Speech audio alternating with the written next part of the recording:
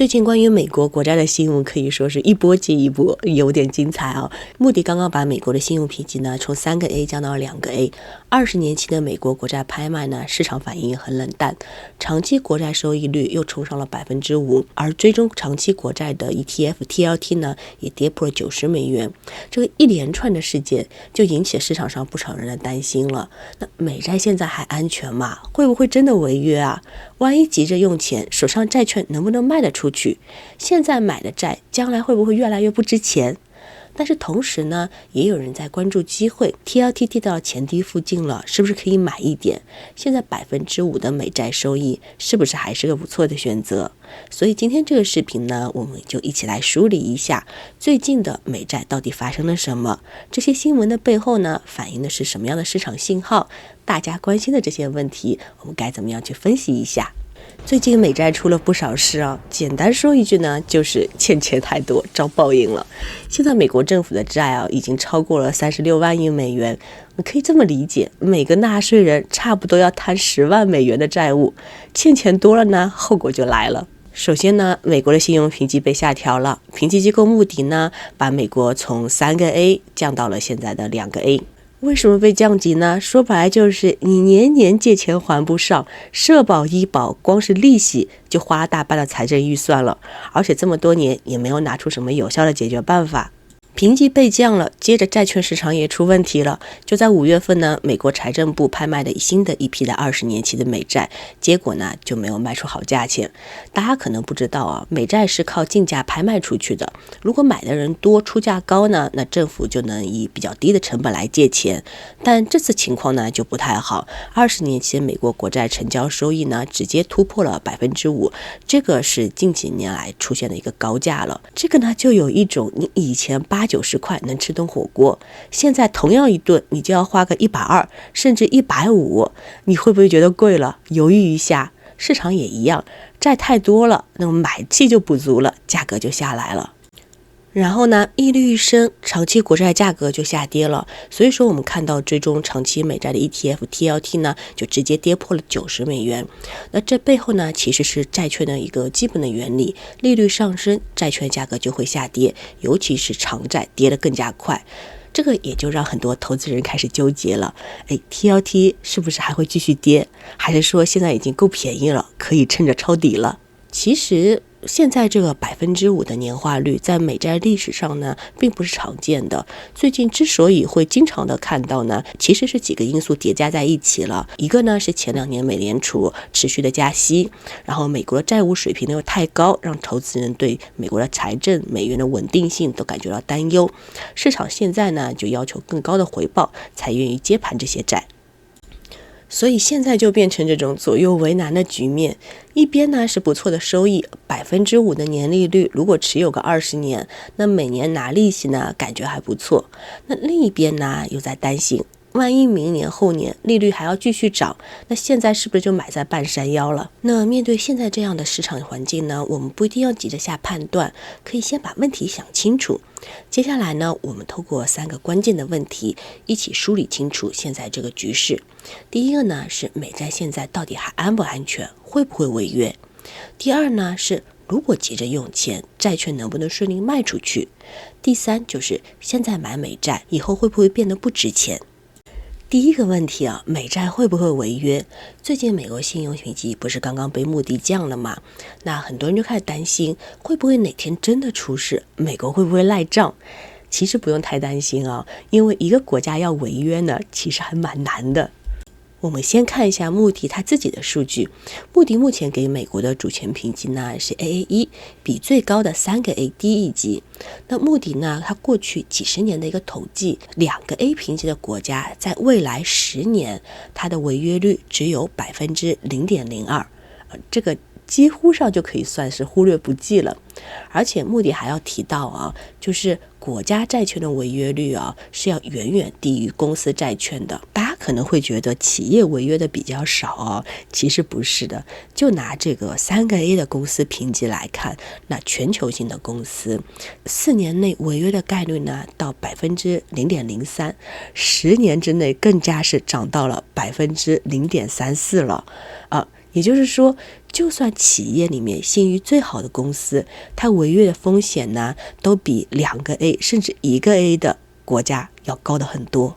我们再来看看其他国家的评级，美国下面呢还有像芬兰、新西兰、台湾、法国、英国、中国这些国家，大家平时会担心他们违约吗？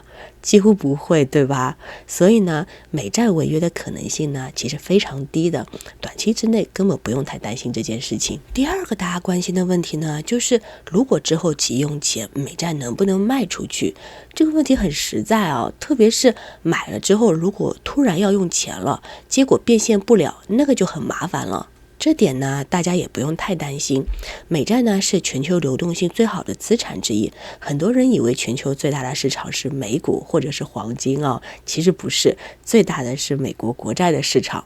它的总规模超过24万亿美元，每天光是成交量就高达几十亿美元，绝对比大多数股票、黄金都好卖。你如果是通过券商平台，比如说是盈透、富途、Fidelity， 买的是 ETF 或者是国债本身，基本上交易时间都可以买卖，随时能够变现，到账也很快。唯一稍微麻烦一点的呢，是如果你在官网就是 Treasury Direct 上面买的债券，中途想要卖出去，那你先要把债转到券商账户，然后再卖掉，流程上面呢会耽搁一点时间，除非是极端的市场发生系统性的风险，一般来说没人接盘这种事情呢是非常少见的。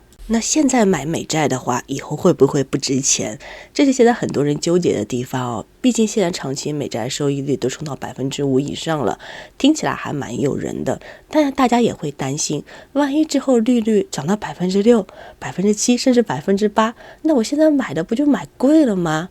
这个担心也是对的，但是要注意的呢是这个风险呢主要是出在长期国债上面。为什么呢？我们先来分一下美债类型。那美国国债在普通的有价债券这一块呢，分别分短期的，就是 T-bill， 它是少于1年的时间，比如说我们常见的4周、13周、26周。然后中期国债 T-notes 呢是2年、5年、7年和10年，长期国债 T-bond 呢是20年和30年。债券的基本逻辑呢是利率上升的话，债券价格就会下跌，而且期限越是长，价格下跌就越剧烈，所以长期国债，比如说 TLT 这类 ETF， 价格就非常敏感，风险也比较大。那短期美债就没那么麻烦了，比如说你买一张13周的 T-bill， 拿3个月就到期了，到期呢直接还你本金和利息，利率怎么变你都不用管。如果利率涨了呢，那你下一期还可以更加高的利率再买，这利息就越赚越多，还挺开心的。所以说短期美债的风险它是可以调节的，你不用去猜利率未来怎么样走，它一直滚动投资的话呢，就一直拿最新的利息。这就是为什么我经常建议大家，要不吧我们就买4周的 T-bill， 然后设置自动续购，要么就用阶梯法，然后分批买，分批到期，兼顾了流动性和收益。就连巴菲特都把伯克希尔的3000多亿美元现金放在短期国债里面，他不担心，我们也不用太操心了。那回到大家最开始关心的问题，就是现在5%的利率是不是已经是高点了？那我们先来看一下现在市场的情况啊，5%左右的长期国债收益率呢，它其实已经接近过去15年的高点了。产生目前这个高收益的原因呢，是美联储之前2年的大幅的加息从0.25%一路加到了5.5%，到了最高点。那目前的话已经开始在缓慢降息当中了。同时呢，那个时候的通胀从最高的9%也降到了目前的3%左右。那美国最新的2025年第一季度 GDP 的增长呢也放缓了，这个数据也低于预期。这些迹象都表明利率可能已经在顶部区域附近了。我们再来看市场的预期，现在市场上基本上已经接受了短期内不会马上降息，但是市场预测呢，9月降息的概率大概有50%左右，到了25年年底，联邦利率可能会回到4%，或者说是更低一些。一旦美联储正式释放要降息的信号了之后呢，长期国债收益率也会下降，价格上呢就会上涨。但是同时呢，接下来这段时间美债市场还有一些短期的风险我们要注意的，比如说美国财政部的计划在6月和7月，美国要发行超过1万亿美元的新国债，那主要呢是为了偿还到期的旧债，还有填补那个不断扩大财政赤字。债券供给一多，买的人如果跟不上呢，价格就很容易下跌，利率也会被推高。另外呢，根据到期的安排，6月底到7月初还有一大波的美债要集中到期，这个也会让市场的资金在短期内出现紧张，进一步推高收益率。所以在这样的情况下，美债利率在短期之内还是有上升的风险的。我们总结来看呢，美债违约的风险是极低的，流动性也非常强，一般情况下都能顺利卖出去，尤其是短期国债 T-bill 安全性是很高的。但同时呢，长期美债的价格短期之内可能会受到利率上行的影响出现波动。那如果说你打算配置长期美债的话，一定要注意控制仓位，做好分批布局，不要一口气全部压上去。我们投资还是要在自己风险承受能力之下，用适合自己的方式呢，把握市场的机会，还要避开阶段性的风险。如果你觉得这支视频对你有帮助，欢迎点个赞或者留言告诉我你的想法，你对美债是怎么看的？最近有没有什么想法在犹豫？我都会去看留言，也会尽量一一回复。那我们下期再见啦，拜拜。